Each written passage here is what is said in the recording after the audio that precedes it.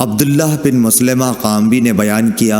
उनसे इमाम मालिक ने, उनसे इब्ने शहाब ने, उनसे अबू सलमा अब्दुर्रहमान और अबू अब्दुल्लाह अगर ने, और इन दोनों हजरात से अबू हुरैरा रदियल्लाहु अन्हु ने कि रसूलुल्लाह सल्लल्लाहु अलैहि वसल्लम ने फरमाया कि हमारा परवरदिगार बुलंद बरकत वाला हर रात को उस वक्त आसमान दुनिया पर आता है जब रात का आखिरी तिहाई हिस्सा रह जाता है।